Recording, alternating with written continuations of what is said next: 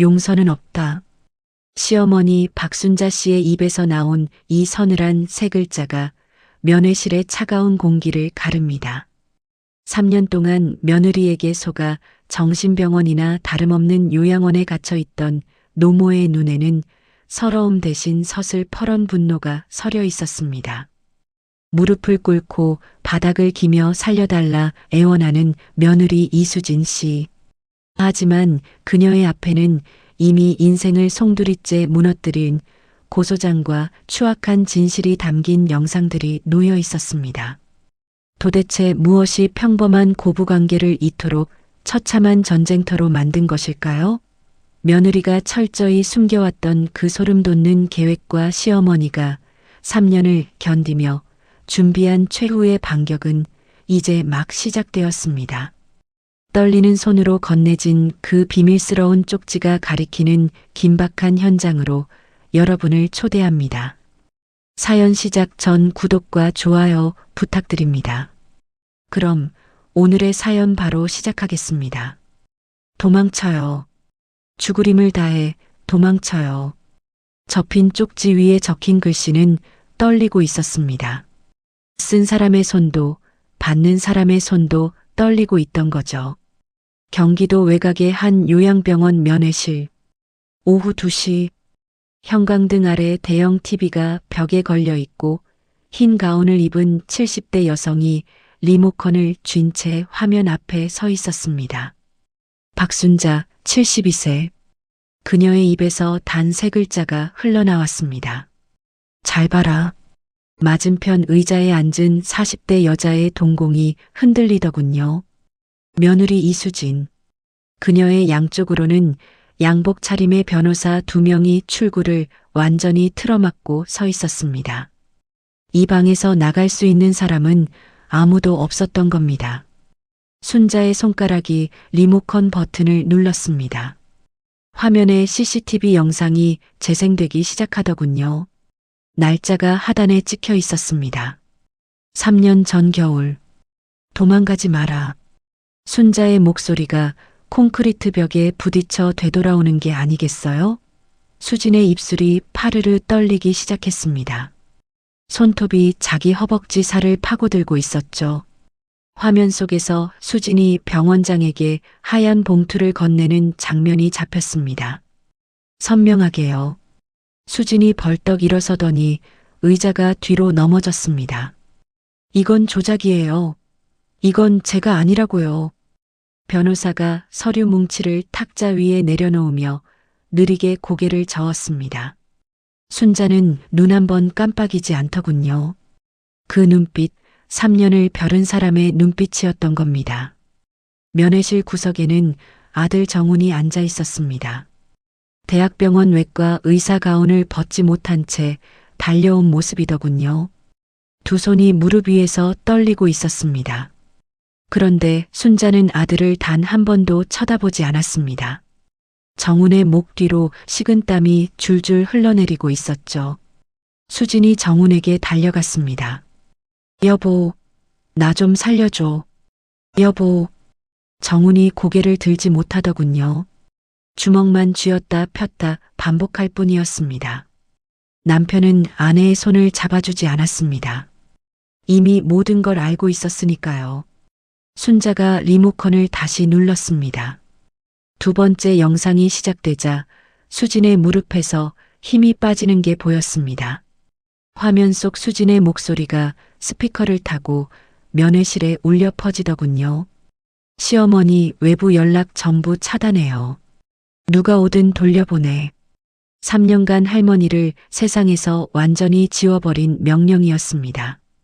정훈의 주먹이 하얗게 변할 만큼 쥐어졌고 순자의 눈과 주름만 깊어지더군요. 순자가 천천히 의자에 앉았습니다. 리모컨을 탁자 위에 내려놓으며 창밖을 바라보더군요. 봄 햇살이 면회실 바닥을 비스듬히 가르고 있었습니다. 3년 전 그날로 돌아가 보자. 모든 것은 남편이 세상을 떠난 날 밤부터 시작됐습니다. 순자의 손이 무릎 위에서 느리게 펴지더군요. 이 이야기를 끝내기 위해 처음으로 돌아가야 했던 겁니다. 순자의 눈이 감겼습니다. 장면이 바뀌더군요. 3년 전 겨울 강남 아파트 거실. 영정 사진 위로 국화꽃 향이 번지고 있었습니다. 그날 밤 며느리 수지는 처음으로 시어머니에게 반말을 했습니다. 그 반말 한마디가 72년 인생을 2평짜리 방에 가두는 시작점이 될 줄은 그때는 아무도 몰랐던 거죠.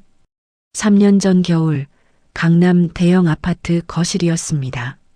남편의 영정사진 앞에 순자가 무릎을 꿇고 향을 올리고 있었죠. 평생 함께 키운 철물점.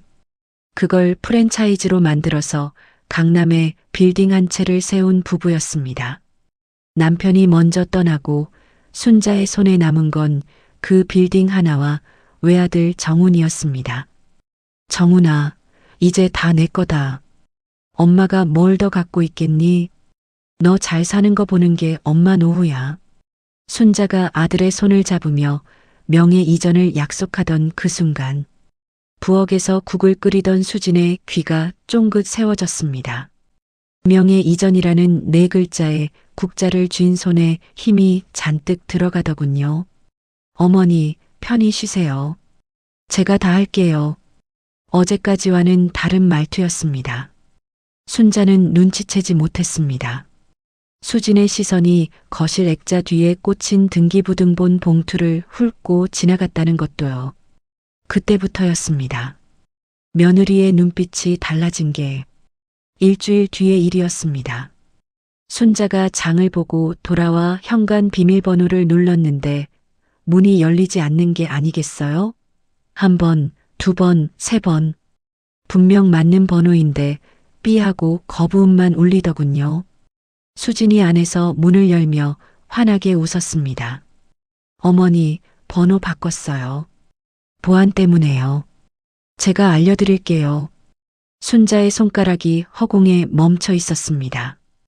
50년 넘게 살아온 자기 집 비밀번호를 모르는 사람이 되어버린 겁니다. 현관에 벗어놓은 순자의 낡은 실내화가 한쪽 구석으로 밀려나 있었습니다. 순자는 그걸 보면서도 아무 말을 하지 못했죠. 정우는 대학병원 외과 과장이었습니다. 새벽에 나가서 자정에 들어오는 생활이 반복되던 참이었죠. 수진이 침대에서 속삭이듯 말하더군요. 여보, 어머니가 오늘도 가스 안 끄고 나가셨어. 큰일 날 뻔했다니까. 정훈이 눈을 감은 채 한숨을 내쉬었습니다. 순자는 가스를 켠 적이 없었습니다. 하지만 아들은 아내의 말만 듣고 어머니에겐 묻지 않았죠. 어둠 속에서 수진의 입꼬리가 슬쩍 올라가던 거 정우는 보지 못했습니다. 수진은 매일 밤 거실 소파에 앉아 순자의 행동을 메모하기 시작했습니다. 냉장고 문 열어놓음. 같은 말 3번 반복. 리모컨 찾지 못해 30분 서성임. 전부 사소하거나 만들어낸 것들이었죠. 여보, 어머니 한번 모시고 병원 가볼게. 내가 다 할게. 걱정 마. 정훈이 고마운 듯 수진의 손을 잡았습니다. 이 메모장이 순자를 가두는 열쇠가 될 줄은 그때는 아무도 몰랐던 겁니다. 병원 진료실 앞 복도. 수진이 순자를 의자에 앉혀놓고 혼자 진료실에 들어갔습니다. 의사 앞에 메모장을 펼치더군요. 선생님, 최근 기억력이 심하게 떨어지셨어요. 같은 질문을 하루에 10번은 하세요. 가스도 끄는 걸 잊으시고 저희가 너무 불안합니다. 의사가 메모를 보며 고개를 끄덕였습니다. 보호자의 말을 의심하지 않았던 거죠. 진료실 밖 복도에서는 순자가 멀쩡한 얼굴로 잡지를 넘기고 있었는데 말입니다. 그렇게 순자는 자기도 모르는 사이에 환자가 되어가고 있었습니다. 경도인지장의 소견서. 종이 한 장이 발급되었습니다. 수진이 그날 밤 정훈 앞에 소견서를 펼쳤죠. 여보, 어머니 안전을 위해서예요. 전문가한테 맡기는 게 맞아. 우리가 낮에 집을 비우는데 어머니한테 무슨 일이 생기면 어떡해. 정훈의 눈에 눈물이 고이더군요. 그 눈물이 어머니를 위한 거라고 믿었습니다. 수진은 고개를 숙여 입꼬리를 감췄습니다. 소견서 위에 놓인 수진의 손가락이 미세하게 떨리고 있었는데 그건 기쁨 때문이었던 겁니다. 며칠 뒤 저녁이었습니다. 순자가 거실에서 TV를 보고 있었죠. 정훈이 다가와 무릎을 꿇고 순자의 손을 잡았습니다. 엄마, 잠깐만. 좋은 데 가서 쉬자. 응? 공기 좋고 선생님들 계시고 엄마 편하게 쉴 수 있는 데야. 순자의 손에 들린 리모컨이 바닥에 떨어졌습니다. 배터리가 튕겨 나가더군요. 순자는 아직 몰랐습니다. 좋은 데가 어디인지, 그리고 그곳에서 3년을 보내게 될 줄은요. 정훈의 뒤에서 수진이 이미 여행 가방을 끌고 현관에 서 있었습니다. 입가에는 여전히 그 미소가 걸려 있었죠. 경기도 외곽 요양병원 정문. 간판에 숲속 힐링 케어 센터라고 적혀 있었습니다. 순자가 차에서 내리며 주위를 둘러보더군요. 울타리가 높았습니다. 정문에 잠금 장치가 달려 있었고요. 여기가 어디야, 정훈아? 아들은 대답하지 못했습니다. 대신 어머니의 손을 꼭 잡았습니다. 수지는 차 안에 남아 휴대폰으로 부동산 앱을 스크롤하고 있었죠. 접수대에서 수진이 입원 서류를 작성했습니다. 보호자 연락처란에 자기 번호만 적었습니다. 정훈의 번호는 쓰지 않았죠. 나 아무 데도 안 아파. 정훈아, 엄마 말 좀 들어봐. 순자가 뒤에서 외치는데 간호사 2명이 양쪽에서 팔을 잡아 끌었습니다. 정훈이 돌아서며 눈물을 닦았습니다. 그 등 뒤에서 수진이 아들의 어깨를 토닥이더군요. 괜찮아, 잘한 거야. 정훈의 차가 주차장을 빠져나갈 때 순자의 비명이 로비에 메아리치고 있었습니다. 2평짜리 방이었습니다. 침대 하나, 서랍장 하나, 벽에 붙은 작은 시계. 창문에는 철망이 씌워져 있었고 밖으로는 산등성이만 보이더군요. 순자가 침대 끝에 앉아 맞은편 벽을 응시하고 있었습니다. 복도에서 누군가의 비명이 들려왔죠. 이곳은 중증 치매 환자 전용 병동이었습니다. 순자는 자신의 이름, 아들의 이름, 빌딩의 주소를 모두 기억하고 있었는데 말입니다. 첫 번째 주, 순자가 간호사에게 사정했습니다. 전화 좀 쓸 수 있을까요? 아들한테 전화 한 통만 하게 해주세요. 간호사가 고개를 저었습니다. 보호자 지시로 외부 통화가 안 됩니다. 순자가 간호사의 팔을 잡았습니다. 내가 보호자야. 내가 이 아들 엄마란 말이야. 간호사는 순자의 손을 조용히 떼어냈습니다. 규정이라고만 했죠. 방문이 닫히고 순자는 빈 벽을 향해 주먹을 쥐었습니다. 한 달이 지났습니다. 손녀 은서의 8번째 생일이었죠. 순자가 복도에서 간호사를 붙잡았습니다. 영상통화 한 번만요. 손녀 생일이에요. 한 번만 얼굴 보게 해주세요. 제발이요. 간호사가 눈을 피하더군요. 보호자분이 안 된다고 하셨어요. 죄송합니다. 순자의 손이 허공을 잡았습니다. 손녀의 목소리가 1년째 기억 속에서만 울리고 있었던 거죠. 그날 밤 베개에 소리 없이 얼룩이 번졌습니다. 3개월, 6개월, 9개월. 복도에서 스쳐 지나가는 환자들이 있었습니다. 이름을 잊은 사람, 가족을 잊은 사람, 자기가 누구인지조차 잊어버린 사람. 순자는 매일 아침 거울 앞에 서서 중얼거렸습니다. 나는 박순자, 72세, 아들 정훈, 강남 빌딩 내꺼. 그런데 10개월째 되는 날 거울 속 자기 얼굴이 낯설게 느껴지기 시작하더군요. 가짜 환자였던 그녀가 진짜로 무너지기 시작하고 있었던 겁니다. 떨리는 손으로 벽에 날짜를 긋기 시작했습니다. 면회기록부, 1년간 방문자 없음. 순자가 창밖을 바라보더군요. 여름이 가고 가을이 지나고 다시 겨울이 왔습니다. 강남 아파트의 불빛은 여기서 보이지 않았죠. 세상이 순자를 잊은 게 아니었습니다. 누군가가 세상에서 순자를 지운 거였죠. 창 너머로 눈이 내리고 순자의 입술이 무언가를 중얼거리다 멈추었습니다. 그날 밤이었습니다. 야간 당직 교대 시간에 낯선 여자가 순자의 방문을 열었습니다. 이름표에 요양보호사 김미라라고 적혀 있었죠. 미라가 순자의 얼굴을 보고 멈춰 섰습니다. 순자가 고개를 돌려 미라를 봤는데 눈이 맑았습니다. 미라는 그 순간 알았던 겁니다. 이 사람은 여기 있으면 안 되는 사람이라는 것을요. 미라는 34세, 야간 당직 요양보호사였습니다. 5년간 치매 환자를 돌봐온 베테랑이었죠. 근무 첫날 밤 복도에서 순자가 넘어진 환자를 부축해 일으키는 걸 목격했습니다. 환자의 가운 매듭까지 여며주는 손놀림이 정확하더군요. 중증 치매 환자가 할 수 없는 판단과 행동이었습니다. 어르신, 지금 뭐 하시는 거예요? 순자가 돌아봤습니다. 미라는 그 맑은 눈동자를 정면으로 마주했습니다. 5년간 수많은 환자를 봐왔지만 이런 눈빛은 처음이었던 겁니다. 그런데 바로 그 주 수요일 간호사 데스크에 전화벨이 울렸습니다. 수진의 목소리가 스피커로 새어나오더군요. 이번 달부터 어머니 약 좀 강한 걸로 바꿔주세요. 밤에 소란 피운다면서요? 순자는 소란을 피운 적이 없었습니다. 다음 날부터 순자의 식사 트레이에 새로운 알약이 올라왔습니다. 그 약을 삼킨 오후 순자는 침대에 누운 채 천장의 형광등만 멍하게 바라보게 되더군요.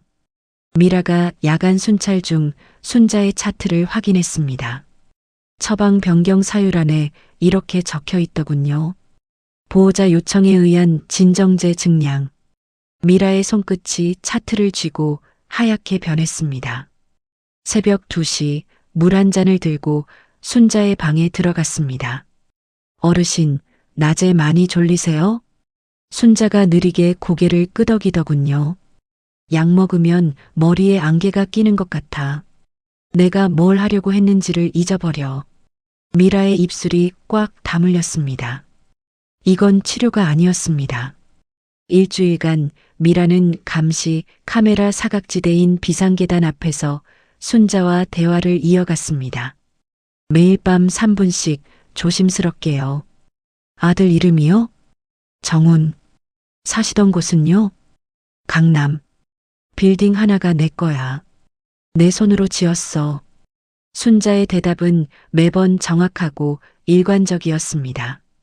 미라는 확신했습니다. 멀쩡한 사람을 약으로 무너뜨리고 있다는 것을요. 이건 감금이 아니라 천천히 죽이는 것이었습니다. 미라가 야간 휴게실에서 순자의 입원 서류 파일을 슬쩍 열었습니다. 보호자 지시사항이 빼곡하더군요. 외부 접촉 전면 금지, 전화 사용 불가, 면회 시 보호자 사전 서면 승인 필수, 서류 맨 아래에 포스트잇 메모가 붙어 있었습니다. 매월 추가 관리비 300만 원 입금 확인할 것. 병원도 공범이었던 겁니다. 미라의 손톱이 서류 가장자리를 핥히었습니다. 미라가 결심했습니다. 다음 날 밤 순자의 새 약을 트레이에서 빼돌리고 같은 크기의 비타민으로 교체했습니다. 손이 떨렸지만 멈추지 않았죠. 3일이 지났습니다. 순자의 눈에 초점이 돌아오더군요. 미라야, 내가 며칠을 잔 거야? 미라가 순자의 손을 잡았습니다. 어르신, 여기서 나가셔야 해요. 주머니에서 접힌 쪽지를 꺼냈습니다. 죽으림을 다해 도망쳐요. 여기서 나가야 해요. 순자가 쪽지를 펼쳐 읽었습니다. 글씨가 흔들려 있었죠. 쓴 사람의 손도 떨렸다는 뜻이었습니다. 순자의 눈에서 물이 차올랐습니다. 1년 만에 누군가가 자신을 사람으로 대해준 거였죠. 어르신, 바깥에 연락할 때 있어요? 법무사, 김 법무사, 번호가 순자의 떨리는 손가락이 공중에 숫자를 썼습니다. 미라가 자기 휴대폰에 그 번호를 저장했습니다. 내일 밤 전화를 걸 겁니다. 다음 날 밤 11시 미라가 병원 옥상 비상구 앞 계단에 서 있었습니다. 찬바람이 머리카락을 흩날리더군요. 번호를 누르고 휴대폰을 귀에 댔습니다. 신호음이 울렸습니다. 한 번, 두 번, 세 번, 네 번째에 누군가 받았습니다. 여보세요? 미라가 숨을 한 번 고르고 입을 열었습니다. 김 법무사님이시죠? 박순자 어르신 건으로 전화드렸습니다.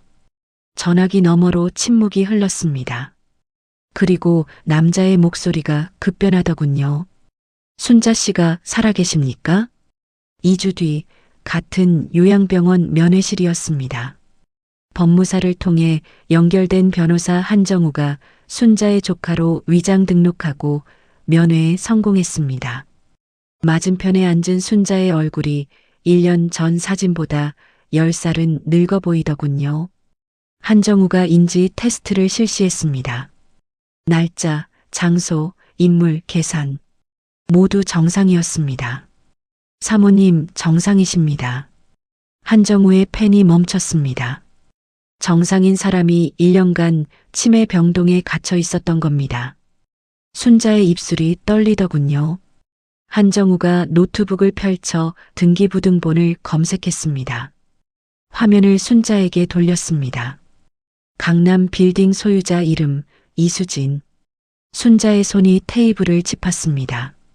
손가락 마디가 하얗게 변하는 게 아니겠어요? 정훈이 이름으로 넘겼는데. 한정우가 고개를 저었습니다. 6개월 전 다시 이전됐습니다. 며느리 단독 명의로요. 아들에게 준 빌딩이 며느리의 것이 되어 있었습니다. 순자의 눈이 크게 뜨이더군요. 한정우가 서류 봉투에서 명예 이전 동의서를 꺼냈습니다. 하단에 찍힌 도장, 순자의 인감이었습니다. 사모님, 이 서류에 직접 도장 찍으셨습니까? 순자가 세차게 고개를 저었습니다. 난 이런 종이 본 적도 없어. 한정우가 안경을 고쳤으며 동의서를 다시 봉투에 넣었습니다. 위조였습니다. 감정에 들어가면 바로 판명 나는 수준이. 순자의 두 주먹이 무릎 위에서 부르르 떨리고 있었습니다. 순자가 고개를 들었습니다. 눈빛이 달라져 있더군요. 서러움이 빠지고 그 자리를 분노가 채우고 있었습니다. 그년이 내 평생을 가져간 거야. 한정우가 고개를 끄덕였습니다. 사모님, 지금 나가시면 안 됩니다. 나가시는 순간 수진 씨가 증거를 없앱니다. 순자의 턱이 굳었습니다. 한정우가 말했죠. 3개월만 더 버텨달라고요. 3년을 버텼어. 3개월은 아무것도 아니야. 순자의 목소리에서 떨림이 사라져 있었습니다. 한정우가 즉시 움직였습니다. 병원 측에 CCTV 영상 보존을 법적으로 통보했죠. 수사 협조 요청 가능성이 있으므로 영상 삭제 시 증거인멸 혐의 적용. 이 내용 증명이 병원장 책상에 도착했습니다. 병원장의 얼굴이 하얘지더군요. 자신이 수진에게 돈 받는 장면이 그 CCTV에 찍혀 있다는 걸 병원장은 누구보다 잘 알고 있었으니까요. 같은 주 미라가 한정우에게 연락했습니다. 변호사님, 저한테 영상 하나가 있어요. 미라의 휴대폰 갤러리에는 수진이 병원장에게 현금 봉투를 건네는 장면이 저장되어 있었습니다. 날짜, 장소, 얼굴 모두 선명했죠. 한정우가 영상을 확인하고 의자에 등을 기대더군요. 이거면 됩니다. 퍼즐의 마지막 조각이 맞춰진 순간이었습니다. 3개월간의 증거 수집이 시작됐습니다. 위조 인감 감정 의뢰, 의사 진료 기록과 수진 메모의 불일치 분석, 면회 차단 기록 확보, 약물 처방 변경 내역 추출, 서류가 한정우의 책상 위에 하나씩 쌓여갔습니다. 순자는 병실에서 매일 밤 벽에 날짜를 그었습니다. 칼을 가는데 3개월이 걸렸습니다. 순자는 단 하루도 흔들리지 않았죠. 벽에 그은 선이 90개가 되던 날 한정우에게서 연락이 왔습니다. 사모님, 준비 끝났습니다. 이제 마지막 한 가지만 남았습니다. 뭔데? 아드님입니다. 정훈 씨에게 알려야 합니다. 순자의 손이 멈추더군요. 며느리를 무너뜨리는 건 각오했습니다. 하지만 아들의 세계를 무너뜨리는 그건 다른 문제였죠. 순자의 입술이 떨렸습니다. 그리고 천천히 고개를 끄덕였습니다. 알려.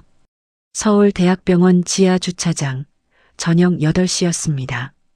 수술복 위에 패딩을 걸친 정훈이 차로 걸어가고 있었죠. 한정우가 기둥 뒤에서 나타나 길을 막았습니다. 이정훈 선생님이시죠? 정훈이 멈춰섰습니다. 누구세요? 어머니 박순자님 법률 대리인입니다. 정훈의 발이 콘크리트 바닥에 붙은 듯 멈추더군요. 지하 주차장의 형광등이 두 남자의 얼굴을 차갑게 비추고 있었습니다. 한정우가 봉투를 건넸습니다. 열어보시면 압니다. 정훈이 봉투를 뜯었습니다. 등기부등본이 나왔죠. 소유자 이수진. 정훈의 눈이 넓어지더군요. 이게 무슨, 내 이름이었는데. 한정우가 두 번째 서류를 꺼냈습니다. 인감 위조 감정서. 정훈의 등이 차문에 부딪혔습니다. 다리에 힘이 빠지는 게 보이더군요. 수진이가, 그 세 글자가 주차장에 메아리 쳤습니다. 한정우가 세 번째 서류를 펼쳤습니다. 약물 처방 변경 내역. 보호자 요청에 의한 진정제 증량. 정훈은 외과 의사였습니다. 이 약이 뭘 의미하는지 누구보다 잘 알았죠. 서류를 든 손이 떨리고 종이가 바스락거렸습니다. 이걸 수진이가 시켰다고요? 한정우가 끄덕였습니다. 정훈의 눈에서 눈물이 떨어지더군요. 이번엔 어머니를 위한 3년 늦은 눈물이었습니다. 정훈이 주차장 바닥에 쪼그려 앉았습니다. 두 손으로 머리를 감싸더군요. 엄마가 3년간 거기 계셨어요? 한정우가 대답했습니다. 면회 한 번 없이, 전화 한 통 없이, 손녀 목소리 한 번 못 들으시고요. 정훈의 어깨가 들썩였습니다. 바쁘다는 핑계로 아내의 말만 믿었던 3년이 정훈의 등 위에 무너져 내리고 있었죠. 한정우가 정훈이 울음을 그칠 때까지 기다렸습니다. 5분 뒤 정훈이 고개를 들었습니다. 눈이 붉었지만 초점이 잡혀 있더군요. 제가 뭘 하면 됩니까? 어머니가 조건을 하나 거셨습니다. 며느리 앞에서 모든 증거를 직접 공개하겠다. 그 자리에 네가 있어라. 정훈은 망설이지 않았습니다. 하겠습니다. 엄마 앞에 무릎 꿇겠습니다. 한정우가 날짜를 정했습니다. 다음 주 수요일 요양병원 면회실. 정훈이 물었죠. 수진이는 어떻게 오게 합니까? 병원 측에서 어머님 상태가 위독하시다고 연락합니다. 정훈이 고개를 끄덕이더군요. 덫이 놓인 겁니다. 미끼는 수진의 탐욕 그 자체였죠. 수요일 전날 밤 순자의 병실이었습니다. 순자가 벽에 마지막 선을 그었습니다. 93일째. 내일이면 끝이었죠. 창밖에 별이 보이더군요. 순자가 중얼거렸습니다. 여보, 내일 내가 끝낸다. 남편의 얼굴이 떠올랐겠죠. 순자의 입술이 일자로 다물렸습니다. 3년간 단 한 번도 울지 않았던 여자였습니다. 내일도 울지 않을 거였죠. 침대 옆 탁자에 흰 가운이 접혀 놓여 있었습니다. 같은 시각 수진의 휴대폰이 울렸습니다. 요양병원 번호였죠. 보호자님, 어머님 상태가 급격히 안 좋아지셨습니다. 내원 부탁드립니다. 수진이 전화를 끊으며 혀를 차더군요. 또 뭐래. 하지만 귀찮아도 가야 했습니다. 만약 진짜 죽으면 재산 정리가 복잡해지니까요. 수진이 침대에서 일어나 옷장을 열었습니다. 내일 입을 옷을 고르며 콧노래를 흥얼거리더군요. 수요일 오후 2시 수진이 검은 세단에서 내려 선글라스를 벗으며 로비를 지나갔습니다. 면회실 문 앞에서 멈추더군요. 안에 사람이 많았습니다. 간호사가 문을 열며 안내했죠. 이쪽으로요. 수진이 문을 넘어섰습니다. 그리고 멈춰섰습니다. 맞은편에 순자가 앉아 있었습니다. 흰 가운을 입고 허리를 곧게 세우고 핏기 가득한 얼굴로요. 순자의 얼굴에 병색이 없었습니다. 눈이 맑고 입꼬리가 올라가 있었죠. 수진의 발걸음이 반보 물러났습니다. 양쪽에 양복 입은 남자 둘이 서 있고 구석 의자에 정훈이 앉아 있었습니다. 여보, 왜 여기 있어? 정훈이 대답하지 않았습니다. 고개를 들지 못하더군요. 수진의 목덜미에 소름이 돋았습니다. 본능이 말하고 있었겠죠. 도망치라고요. 하지만 변호사가 이미 문 앞에 서 있었습니다. 순자가 일어섰습니다. 천천히요. 앉아라, 수진아. 3년 만에 듣는 시어머니의 목소리가 면회실을 채웠습니다.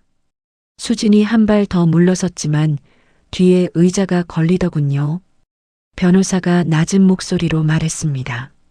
앉으시는 게 좋겠습니다. 수진이 의자에 주저앉았습니다. 순자가 탁자 위에서 리모컨을 집어들었습니다. 손가락이 버튼 위에 올라갔고 화면이 켜졌습니다. 첫 번째 영상이었습니다. 요양병원 원장실 CCTV. 수진이 병원장 책상 위에 하얀 봉투를 밀어넣고 병원장이 고개를 숙여받으며 웃는 장면이 선명하게 잡혔습니다. 화면 하단에 날짜가 찍혀 있었죠. 순자 입원 첫 달이었습니다. 수진의 얼굴에서 핏기가 빠지더군요. 이건 저 아니에요. 영상 속 수진이 고개를 돌리며 카메라에 정면이 잡혔습니다. 같은 얼굴이었습니다. 부정할 수 없었죠. 두 번째 영상이 재생됐습니다. 수진의 목소리가 스피커를 타고 면회실에 울려 퍼지더군요. 시어머니 외부 연락 전부 차단해요. 누가 오든 돌려보내. 아들이 와도. 세 번째 영상으로 넘어갔습니다. 수진이 전화로 말하는 소리가 들렸죠. 약 좀 강한 걸로 바꿔주세요. 수진이 양손으로 귀를 막았습니다. 하지만 자기 목소리는 막을 수 없었죠. 한정우가 서류를 탁자 위에 하나씩 내려놓았습니다. 위조된 인감 서류, 탁. 감정 결과서, 탁. 빌딩명의 이전 내역서, 탁. 약물 부당 투여 교사 증거, 탁. 한 장 나올 때마다 수진의 어깨가 한 뼘씩 움츠러들었습니다. 마지막으로 형사 고소장을 탁자 중앙에 밀어 넣었습니다. 이수진 씨, 사문서 위조, 사기, 감금, 약물 부당 투여 교사. 4건의 고소장이 오늘 오전 이미 접수되었습니다. 수진의 무릎이 바닥에 꺾이더군요. 이마가 면회실 타일에 부딪혔습니다. 수진이 바닥을 기어서 순자의 발 앞까지 왔습니다. 어머니, 살려주세요. 한 번만요. 은서 엄마예요, 저는. 제발이요. 순자가 한 발 물러섰습니다. 내려다보더군요. 3년간 2평짜리 방에서 천장만 바라보던 여자의 눈이 지금은 바닥에 엎드린 며느리를 내려다보고 있었습니다. 내가 널 며느리로 받아들인 건 내 아들이 널 사랑했기 때문이야. 면회실이 정적에 잠겼습니다. 근데 넌 그 사랑까지 이용했어. 내 아들 눈에 눈물 흘리게 하고 내 손녀한테 할머니 목소리도 못 듣게 하고 내 머리를 약으로 망가뜨리려 했어. 순자가 숨을 한 번 쉬었습니다. 용서는 없다. 그 세 글자가 면회실 공기를 얼어붙게 만들더군요.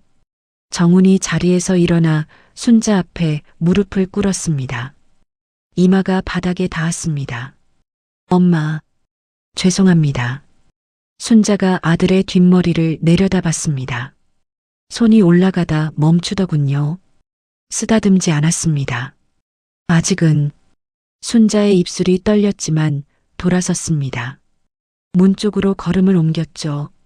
그때 면회실 문 너머에서 작은 발소리가 복도를 달려오고 있었습니다. 문이 열렸습니다. 작은 운동화 소리가 타닥타닥 뛰어들어왔죠. 할머니, 손녀 은서가 순자에게 달려들었습니다. 11살이 된 은서의 키가 순자의 가슴까지 닿더군요. 순자의 팔이 은서를 감쌌습니다. 3년간 하지 못한 포옹이었습니다. 순자의 눈에서 3년간 참았던 눈물이 처음으로 흘러내렸습니다. 은서가 순자의 옷을 꽉 움켜쥐고 놓지 않더군요. 할머니, 어디 갔었어? 전화 왜 안 받았어? 순자가 은서의 머리카락을 쓸어넘기며 웃었습니다. 할머니가 좀 바빴어. 이제 안 바빠. 뒤에서 수진의 흐느끼는 소리가 들렸습니다. 은서가 뒤를 돌아보려 하자 순자가 은서의 볼을 양손으로 잡았습니다. 가자. 우리. 단 2글자에 3년의 무게가 실려 있었죠. 순자가 은서의 손을 잡고 면회실을 나섰습니다. 복도의 간호사들이 양쪽으로 서 있었습니다. 고개를 숙이는 사람, 눈을 피하는 사람. 순자는 정면만 봤습니다. 복도 끝에 한 사람이 서 있었습니다. 김미라였습니다. 유니폼이 아닌 사복 차림이더군요. 미라는 그날 사직서를 냈습니다. 더 이상 이 병원에 있을 이유가 없었으니까요. 순자가 미라 앞에 멈춰 섰습니다.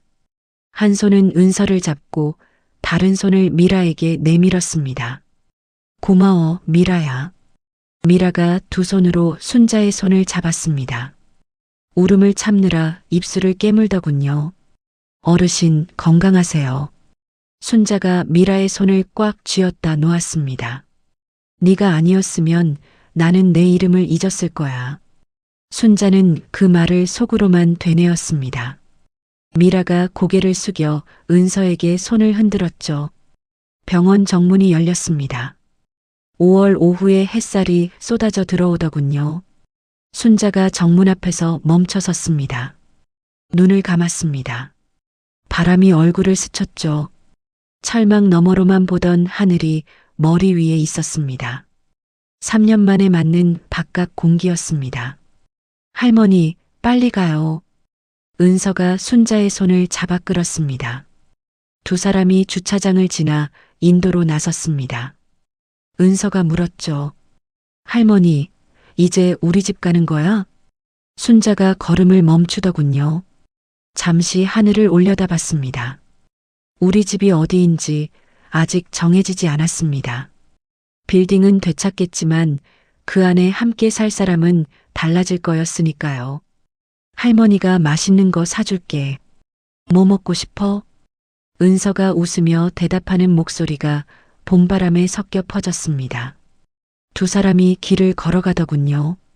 작은 손과 주름진 손이 맞잡혀 있었습니다. 뒤에서 면회실 창문이 보였습니다. 그 창 너머로 아들 정훈이 서 있었죠. 유리 너머로 어머니의 뒷모습을 바라보고 있었습니다. 손을 유리에 댔지만 닿지 않았습니다. 순자는 돌아보지 않았습니다. 앞으로만 걸었죠. 5월 오후 햇살이 두 사람의 등을 길게 비추고 그림자가 병원 쪽으로 늘어져 있었습니다. 정훈이 용서받을 수 있을지는 아직 아무도 모릅니다. 면회실 안에서 문 닫히는 소리가 멀리 작게 울렸습니다. 은서의 웃음소리만 바람을 타고 남았습니다. 가족이라는 이름 뒤에 숨어 누군가를 세상에서 지워버리는 일. 그건 사랑이 아니라 폭력입니다. 순자 할머니는 2평짜리 방에서 3년을 버텼습니다. 자기 이름을 잊지 않으려고 매일 아침 거울 앞에 서서 되뇌었죠. 그 싸움을 끝낼 수 있었던 건 쪽지 하나를 건넨 낯선 사람의 용기 덕분이었습니다. 우리 곁에도 누군가의 목소리가 지워지고 있을지 모릅니다. 작은 관심 하나가 누군가의 3년을 구할 수 있습니다. 오늘 이야기가 마음에 남으셨다면 가까운 사람에게 안부 한 통 건네보시는 건 어떨까요? 이야기가 재미있으셨다면 구독을 눌러주시고 어디에서 듣고 계신지 댓글로 남겨주세요. 어디에 계시든 그곳에 행운이 깃들기를 기도하겠습니다. 오늘 하루도 행복 가득하시길 바랍니다. 감사합니다.